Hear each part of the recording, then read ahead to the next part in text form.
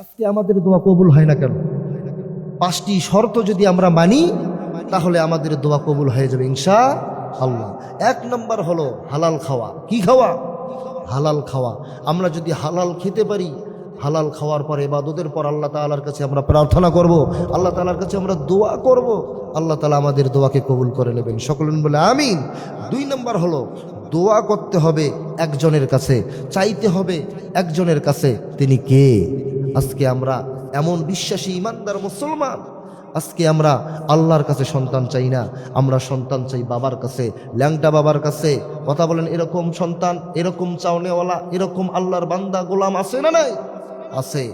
কিন্তু একজনের কাছে চাইতে হবে। তিনি কে? তিনি হচ্ছেন আল্লাহ।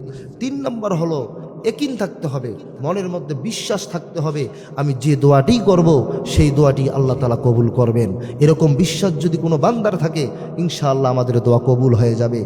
চার নম্বর হলো আল্লাহ রসুল সাল্লাল্লাহু আলাইহি ওয়াসাল্লাম হাদিসের মধ্যে বলেছেন, তোমরা যদি দরুদ পড়ো, আমি রসুলের প্রতি যে দরুদ পড়ো, দরুদ পড়ার পর যদি তোমরা দোয়া করো, তাহলে আমি তোমাদের দোয়াকে কবুল করব। তাহলে আমাদের উচিত হলো বেশি বেশি পরিমাণে আমাদের রসুলের প্রতি দরুদ পড়া।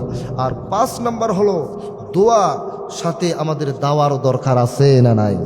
দোয়ার সাথে দাওয়ারও দরকার আছে। সুতরাং আমাদের উচিত হলো এই পাঁচটা শর্ত যদি আমরা প্রত্যেক মুসলমান মানতে পারি, ইনশাআল্লাহ আমাদের দোয়া কবুল হয়ে যাবে। আল্লাহ তাআলা আমাদের সকলকে আল্লাহ তাআলার কাছে সুন্দরভাবে দোয়া করার মন মানসিকতা আমাদের তৈরি করে দেখ। সকলে বলি আমিন।